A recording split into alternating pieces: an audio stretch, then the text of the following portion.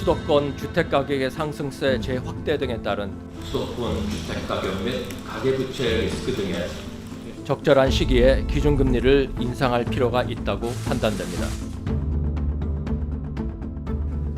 오늘 금융통화위원회는 한국은행 기준금리를 현재의 2.5%에서 2.75%로 인상하기로 결정하였습니다. 주택 관련 대출 증가세가 지속되고 기타 대출도 크게 늘어나면서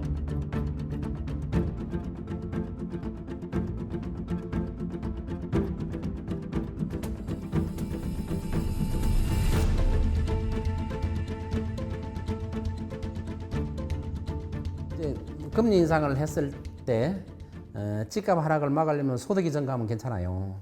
근데 금리 인상이 되면 기본적으로 경제 논리가 집값이 하락하게 돼 있어요. 하락하게 돼 있어요. 왜냐하면은 현금 부자들은 아까 말한 것처럼 빚이 없는 분들도 있어요. 또 부자들이 이런 부자들한테는 영향이 없어요. 금리가 올려도 오히려 현금 부자들은 더 좋죠. 은행에 돈을 넣어놓고 많은 금리를 받으니까 오히려 더 좋을 수가 있잖아요. 현금인 부자들은. 그런데 대부분 대출을 받는단 말이에요. 집을 살 때 대출을 받고 또 사업을 할 때 대출을 받기 때문에 금리가 올라가면 그분들이 고통을 받아요. 수요가 없어져요. 집 살 수요가 더 없어지는 거예요. 수요가 없어진다는 것은 집값이 하락을 가져오는 거거든요. 그래서 수요가 없어지기 때문에 금리가 올라가면 수요가 없어지기 때문에 금리가 인상이 되고 하면 당연히 뭐 모든 자산, 그러니까 그 주식도 마찬가지고요. 부동산이라는 그런 자산도 자산의 일종인데 자산 가격은 금리와 정말 밀접한 상관 인과관계를 갖습니다. 이건 뭐 경제학 교과서에 뭐 예외 없이 나오는 얘기이거든요. 그래서 금리가 내리면 이제 자산 가격, 주식, 부동산 가격이 오르고 오르면 자산인 부동산, 주식 가격 내립니다. 그런데 아마 이게 그 강도의 차이는 아마 있을 거라고 저는 생각을 하는데요. 사실 시중에 여러 가지 금리 반영, 특히 이제 주담대 대출의 어떤 금리라든가 이런 부분들은 7월 달에 금리 올리는 부분을 이미 선반영을 했습니다. 그래서 사실은 7월 달에 만약에 금리를 이제 중순에 금융통화위원회에서 올린다고 하더라도 그것 때문에 자산 가격이 또는 주식 시장이라든가 부동산 가격이 영향을 받는다라고 할 수는 없는데 다만 예를 들어서 올해 안에 금리를 만약에 한 차례 더 추가적인 25bp를 더 올려서 최종 연말까지 3.0%포인트가 된다면 그거는 분명히 자산시장에 영향이 있습니다. 다만 우리나라가 보면은 이제 금리가 올랐던 시절에도 상당히 자산시장이 주식 가격이라든가 부동산 가격이 오른 적이 되게 많았었거든요. 근데 그것은 뭐냐면 성장률이 좀 견인이 되면, 그러니까 성장률이라든가 소득이라든가 고용 같은 경우에는 자산 가격과 정해 관계 있고 금리나 뭐 물가라든가 그다음에 원자재 가격은 자산 가격과 역의 관계에 있거든요. 근데 이제 그런 부분들을 한번 생각을 해보면 예를 들어서 금리가 10%가 올랐는데 성장률이 뭐 10% 이상 나왔다 그러면은 금리 올라도 집값 주식 가격 오릅니다. 다만 금리가 만약에 뭐 10% 올랐는데 뭐 고용이라든가 그다음에 성장률이 그 정도 못 미친다. 그러면 당연히 자산시장에 역의 관계를 갖는 그런 마이너스 효과가 분명히 있는 건 사실입니다. 결론적으로 말씀드린다면 금리의 한 차례 인상 가지고 뭔가 유의미한 어떤 그러한 반전 이런 변곡점이 있긴 힘들지만 이것이 조금 더 지속되거나 뭐 한 번 더 추가 뭐 두 번 더 이렇게 된다면 그건 분명히 뭐 주식 가격이라든가 부동산 가격에 영향을 미칠 것은 저는 당연하다라고 이해하고 있습니다. 금리가 영향이 있으면 오히려 그 중저가 아파트 분들이 구매력을 잃어요, 오히려. 그래서 상급지 분들은 그만큼 구매 여력이 되는 분들이 많기 때문에 처음에는 살짝 관망을 하겠죠. 그러다가 크게 영향이 없을 것 같아요. 어차피 지금 정책 자체가 대출 규제를 하기 때문에 안전자산이라고 오히려 검증을 해준 결과가 아닐까 싶어요. 그래서 잠깐 망설이는 기간 거치고 그렇게 큰 파급력은 없을 것 같아요. 금리가 좀 인상된다 하더라도 중상급지 이상은 그렇게 큰 파급력은 없을 것 같고 오히려 중하급지 분들이 좀 영향을 더 많이 받을 것 같아요. 저는 금리 인상을 하게 되면 아무래도 그런 부분에 대한 진정 효과는 잠시 있을 수는 있는데 이게 뭐 폭락장으로 간다거나 이제 흐름이 바뀐다거나 그렇게 생각하지는 않아요. 지금 동탄을 바치고 있는 그 수요층이 이제 성과금이나 뭐 1.5%대 뭐 그 사내 기금 대출 같은 거 그런 걸 활용하려는 탄탄한 수요층이거든요. 그리고 또 좀 더 생각해 봐야 될 게 뭐냐면 이제 갱신 청구권을 쓰고 전세 만기가 되신 분들은 이제 어차피 나오셔야 되거든요. 근데 전세 이제 보시면 아시겠지만 동탄 전세가 정말 씨가 말랐거든요. 그렇다 보니까 어차피 전세가도 급등을 했고 이참에 그냥 매수를 하자고 생각하시는 분들도 의외로 많이 있어요.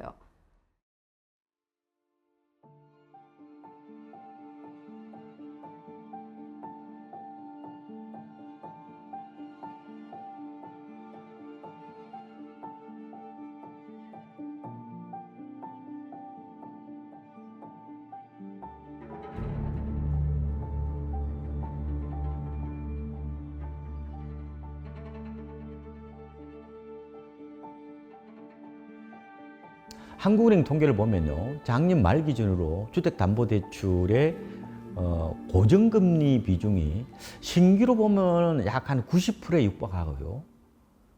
잔액 기준으로 한 65% 정도 돼요. 많이 높아졌죠, 이게. 그러면은 한 번 금리 올렸다고 그래서 바로 집값이 빠지겠어요? 기존에 이미 대출 받는 분들은 그게 반영되려면 시간이 좀 걸리잖아요. 조금 이게 과거보다 조금 둔감해진 거는 있는데 이게 이제 금리 인상 효과는 단박에 나타나기보다는 어느 정도 누적이 됐을 때 아마 시장의 흐름을 좀 바꿔놓을 수 있다고 저는 봅니다. 그렇다면은 한 번은 아닌 것 같고, 그죠? 두 번이나 한 세 번 정도. 그래서 지금 대체적인 금융계의 시각은 올해 기준금리를 두 번, 내년에 한 번 정도. 그래서 두 번째, 세 번째 올 때는 조금은 흐름이 달라질 수 있기 때문에 금리 흐름에 대해서 좀 더 예민하게 좀 받아들일 필요가 있는 것 같고, 신혼부부들은 이제 비교적 싼 중소형 아파트를 사니까 뭐 금리 인상에 뭐 무풍지대다 그렇게 보면 안 돼요. 요새 신혼부부 분들이 소득에 비해서 대출을 많이 내잖아요. 지금 생애 최초 주택 구입할 때 LTV가요 지금 70%잖아요. 그리고 15억 이하는 6억까지 빌려주잖아요. 중소형, 중저가 쪽은 실수요니까 그리고 젊은 층이니까 별로 영향이 없을 거로 봤는데 지금 뭐예요? 오히려 대출을 더 많이 빌려가기 때문에 중소형 주택 시장도 어떻게 보면 한 두세 번 정도 오르면은 영향을 받을 가능성이 있다. 저는 이렇게도 보고 있습니다.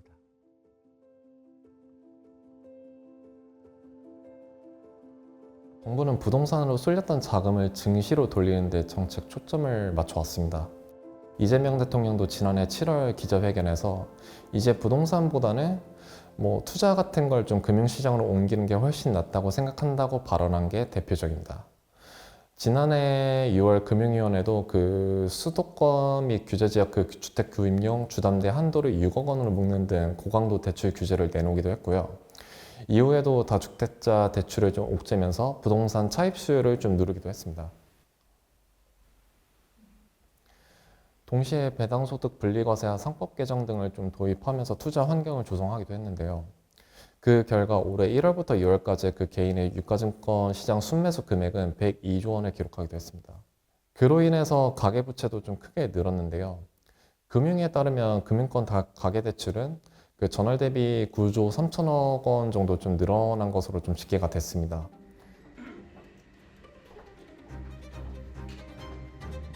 맞이하고 있습니다. 그야말로 낯선 고속도로가 사람과의 시작이었고 초고속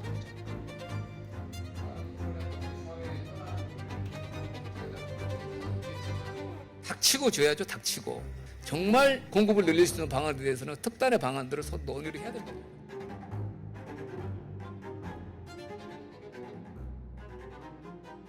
일단은 이제 심정적으로는요, 김용곤 실장이 닥치고 지어야 된다라고 하는 거는 나름대로 각은 잘 잡았다고 생각합니다. 진짜 정말 닥치고 지어야 된다. 그러니까 공급이 부족해서 여러 가지 문제가 있고, 전세가 오르고, 매매가 오르고, 그 다음에 또 들어갈 집도 없고, 뭐 이런 현상들이 굉장히 많이 있는 거잖아요. 근데 문제는 기본적인 이제 그 느낌적인 어떤 그 토론은 당연히 공감은 하느나, 그것을 방법적인 면에서 닥치고 어디다 지어야 되는가, 어디에 공급할 수 있는가, 닥치고 어디에 뭔가 지을 수 있는 부지가 있는가에 대한 생각들, 그런 고민들은 또 별개의 문제일 수도 있는 거거든요. 그러면은 뭐 어떤 그 묘안이라든가 이런 것들을 조금 내세워야 되는데, 그런 부분들이 어떻게 뾰족한 수가 지금은 많지가 않아서 생각을 좀 더 깊게 해봐야 되고, 또 정교하게 플랜을 짜거나 고민을 해봐야 되는 그런 지점이 아닐까 생각합니다.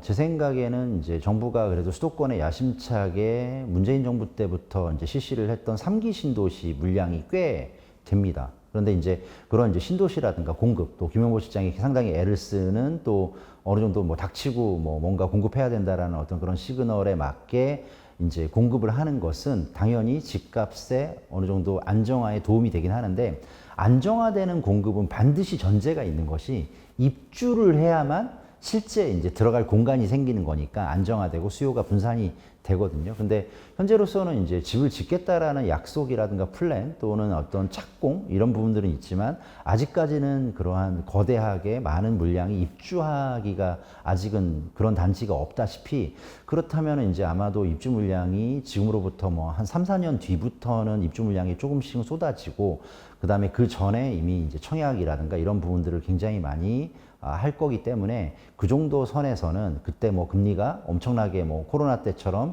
뭐 0.50까지 확 내리거나 이런 어떤 일이 있지 않는 한, 아마도 입주하는 시기에 뭐 한 3년에서 5년 사이에는 어느 정도 안정화되는 그러한 시절도 올 것이다라고 저는 생각하고 있습니다. 인플레이션 현상이 계속 일어날 것 같고, 그대로 집값에 영향을 아무래도 이제 인플레이션이 계속 이제 지속이 되고, 이게 물가라든가 인플레이션이 이제 오히려 마이너스가 되는 경우 굉장히 드문 케이스 아니겠습니까? 특별한 어떤 그런 변고가 있지 않는 한. 그러면은 물가는 어쨌든 하방 경직성이 있고, 어쨌든 상방으로는 계속 뚫려 있고, 그러면은 이제 그 물가를 결정하는 것은 원자재 가격도 있을 것이고, 또 인건비도 있을 것이고, 그다음에 여러 가지 여타의 어떤 서비스 비용들도 오르는데, 그러면 이제 예를 들어서 제조달 원가라고 해서 낡은 집이 만약에 한 10억짜리 집이 있다. 근데 그 인근에 어떤 새 집은 16억 정도, 15억 정도 해서 가격 차이가 뭐 상당히 많이 나는데, 예를 들어서 이제 이 10억짜리 집에 동일한 사이즈를 동일한 위치에 지으려고 한다면, 절대로 이제 이전에 처음에 뭐 건설비가 뭐 3억, 4억이었다고 하면 그 금액에는 이제는 더 이상 지을 수가 없고, 그 정도의 비용을 들일 수가 없지 않습니까? 그러면은 물가가 오르고 하면 이제 부동산에 조달할 수 있는, 부동산을 이제 신축을 만들거나 할 때 어떤 조달 비용 자체가 상당히 높기 때문에, 아무래도 집값 자체가 인플레이션 때문에라도 하방 경직성이 있고, 오히려 상방으로는 좀 더 열려있는 그런 우려가 계속되고요. 사실 이런 우려는 하지만 또 그래서도 안 되고 바람직하지도 않은데, 어쩔 수 없이 그렇게 우리가 수긍해야 되는가라는 딜레마에 좀 빠져 있다 생각합니다. 규제를 하는 데 있어서 규제를 하면 모든 것들이 다 해결될 거야라는 규제 만능주의를 생각하는 것은 좀 더 고려해 봐야 되지 않을까라고 생각을 하고, 또 이런 어떤 규제를 했는데 집값이 안 잡히거나 자산 가격이 원래 원하는 대로 안정화되지 못하면 또 더 쓴 약을 쓰는데, 그러면 결국에는 그 쓴 약에 대한 계속 내성이 생기잖아요. 그러면 그런 것들도 어느 정도는 규제가 아니라, 어느 한쪽은 꼭 규제해야 되는 측면이 있고, 어느 한쪽은 좀 규제를 완화해서 출구를 내놓아야 사람들이 매물도 내놓아서, 실제로 이제 지어서 공급하는 건 굉장히 시간이 오래 걸리는데, 이미 보유자가 매물을 내놓은 것도 일종의 공급이고, 그 공급으로 인해서 수요가 분산되고 희석이 된다면 어느 정도는 그것도 집값의 어떤 상승을 좀 제어할 수 있는 그런 영향력이 있을 수도 있는데, 사실 규제를 하는 어떤 그런 정부의 입장에서는 그 부분에 대해서는 항상 보면은 어떤 사람들도 단 한 명의 불로소득을 누리는 사람이 있어서도 안 된다라고 계속 그렇게 좀 약간 그 막힌 듯하게 생각하는 한 결국에는 규제와의 전쟁, 규제로 인해서 집값이 오른다는 것 같은 그런 착시들의 현상들은 계속 이제 있어지지 않을까라고 생각합니다. 부동산의 어떤 매매 수요는 현재를 소비하는 것보다 미래를 소비하려는 어떤 그런 경향들이 있다고 봐야 됩니다. 이른바 매매 수요, 내 집을 갖는 것은 미래까지 다 고려를 해야 되거든요. 그러면은 수요자 입장에서 한번 생각을 해봐요. 그러면은 지금 당장 성과급이 뭐 그렇게 많이 풀리지 않았다고 하더라도 앞으로 많이 풀릴 거다라고 생각하면은 집값이 오를 거다. 이런 기대치를 갖게 되잖아요. 지금 사는 게 더 유리하다는 판단을 할 수가 있겠죠. 지금 경기 남부 지역에서 아파트 값이 서울보다도 혹은 경기나 인천보다도 굉장히 높은 수준이에요. 이른바 경기도만 따져본다면은 남고 북저 현상이거든요. 약간 직주 근접형 수요를 유발하는 그런 지역이 아니면은 이게 전방위로 확산되기에는 녹록지는 않는 것 같습니다. 제 생각에는. 시장이 굉장히 지금 분화되고 있고 이 분절화되고 있는 게 특성이라고 보면 되거든요. 첫 번째도 입지어, 두 번째도 입지어, 세 번째도 입지어라고 하는데 지금은 한강 벨트나 이런 게 없어요. 집값이 안 오르잖아요, 그쪽은. 어디로 가느냐? 통근이 가능한 부도심 지역으로 간단 말이에요. 동대문, 성북구, 관악구, 서대문 이쪽으로 MZ세대들이 몰리고 집값도 많이 오르는 양상이었죠. 소위 말하는 강남 불패 그리고 마용성, 한강벨트 뭐 그쪽으로 가야 되겠다. 그거는 2, 3년 전 버전이라고 보시면 돼요.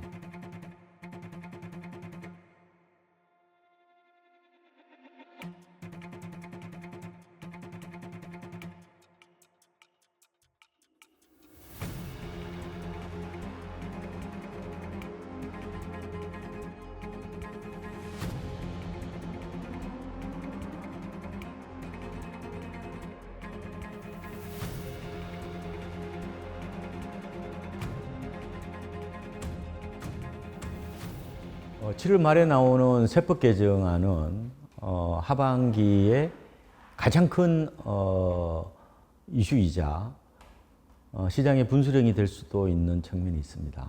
뚜껑을 열어봐야 되겠지만 뭐 보유세라든지 고가 1주택자 장기보유 특별공제 뭐 축소라든지 아니면은 뭐 임대사업자 특히 아파트 임대사업자에 대한 장기보유 특별공제 뭐 축소 지금은 이제 언제 팔더라도 8년 임대하면은 장독공제를 50% 받거든요. 근데 이걸 이제 기한을 좀 둘 수가 있을 것 같아요. 매물을 나오도록 하기 위해서. 그렇다면은 제 생각에는 7월 말 이후에 절세 매물들이 조금 나올 가능성이 있다고 봐요.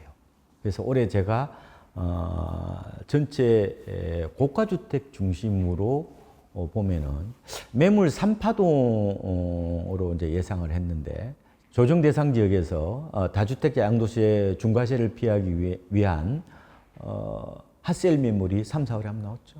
예, 그리고 7월 말에 아마 세법 개정안을 보고 팔까 말까 고민했던 분들이 매물로 저는 제법 내놓을 거로 예상을 하고 있고요. 근데 바로 또 시행을 안 하잖아요.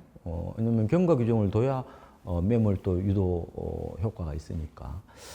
내년에 시행하는 게 제법 있다면 연말 또 한 번 올 것 같고. 그래서 매물로 보면 한번 세 번 정도 나올 건데 시세는 별로 안 빠질 겁니다. 시세는 좀 후행지역에 잘 안 맞습니다. 근데 매물은 정책에 민감하게 바로 나오잖아요. 바로 다음날 급매물이 나와버리는데 시세는 어때요? 한참 있다가 한 달 뒤에 뭐 올랐냐 내렸냐 그런 얘기를 하니까. 그래서 올해는 시세보다 통계 시세보다 오히려 매물 흐름을 좀 눈여겨보는 게 실수요자들한테는 좋은 체크 포인트가 아닌가 생각을 해보고 있습니다. 뭐 일단은 뭐 7월 달에 이제 거대하게 뭐 큰 덩어리가 금리 인상, 그다음에 세제 개편 같은 경우에는 이제 장기보유 특별공제의 어떤 그런 그 혜택을 좀 줄이는 것 같고, 그다음에 보유세 같은 경우도 올리는 것 같고, 근데 일단은 약간 그런 좀 덩어리가 큰 그러한 그 그 법안이라든가 제도가 나오면요. 일단은 시장은 관망하게 돼 있습니다. 그러면 이제 7월달 시장은 내가 이렇게 해야 되나 저렇게 해야 되나 잘 모르겠다. 또 그다음에 다른 사람들은 어떻게 움직이지? 이런 생각을 한번 이제 보면서 뭐 8월, 뭐 9월 아니면 뭐 가을 이사철, 그다음에 올 겨울 이런 쪽으로 가지 않을까 싶고요. 7월달에 국한해서 얘기한다면 조금 관망세가 좀 짙어지지 않을까라고 예상할 수 있을 것 같습니다. 금리는 끊임없이 오르고 내림을 반복할 거예요. 저는 이제 그 금리가 오르고 내리는 것들을 반복할 때마다 자산 가격은 거기에 동행해서 움직였다라고 저는 믿고 있습니다. 실제 이제 한국은행 경제통계 시스템에 들어가면 우리나라의 기준금리, 그러니까 소위 말해서 시중은행 금리의 가장 기준점이 되는 이제 그런 기준금리 같은 경우에도 가만히 보면은 1999년 5월 달부터 현재까지 집계가 되어 있는데요. 기준금리가 이제 인하될 때는 여지없이 자산 가격이 올랐고요. 주가, 부동산 가격이 올랐고, 기준금리가 인상되는 어떤 그런 흐름이 있었던 시기에 여지없이 주택 가격이라든가 그다음에 뭐 주식 가격은 조정을 받았었거든요. 그러니까 역시 금리가 가장 큰 변수이고 거시적인 측면에서 그래서 아마 그런 어떤 금리가 오르고 내림에 따라 자산 가격 또는 부동산 가격은 오르고 내림을 똑같이 아마 반복을 할 겁니다. 다만 예를 들어서 뭐 이제 지역별로 어떤 그런 생각을 한번 해본다면 앞으로의 부동산 시장은 그런 금리 오르고 내림을 따라서 이제 추종해서 역의 관계에 있는 그런 측면에서 오르고 내림을 반복할 거긴 하지만 지역별로 본다면 정말 안타깝고 바람직하지도 않고 그 다음에 또 그것이 뭐 옳다라고 볼 수는 없지만 양극화 현상은 좀 더 심화가 되지 않을까 싶습니다. 사실은 부동산 가격이라든가 이런 것들을 좀 전망하실 때 실제 이제 인구 증가율이라든가 이런 것들로 뭐 해석을 하시려고 하는 분들도 많이 있으시잖아요. 그러면 당연히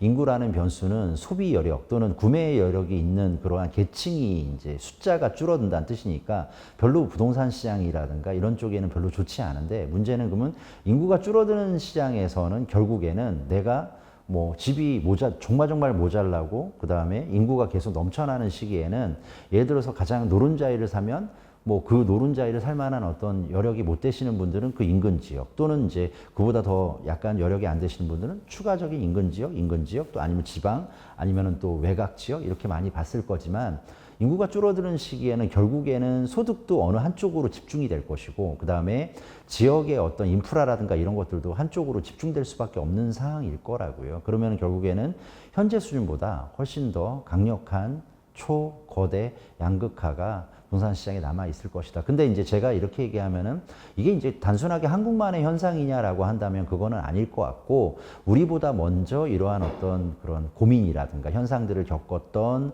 뭐 미국이라든가 일본이라든가 독일이라든가 영국이라든가 이런 지역들도 보면 이런 현상들은 끊임없이 있어 왔고 학습돼 왔고 그다음에 실제로 선험적으로 있어 왔던 현상들이기 때문에 우리도 똑같은 어떤 그러한 뭐 눈, 코, 입을 가진 인간인 이상 그러한 또 경제에 열려있는 개방경제 체제 하에서는 그러한 현상들을 좀 약간 닮아가지 않을까라고 우려 섞인 전망을 한번 해보게 됩니다.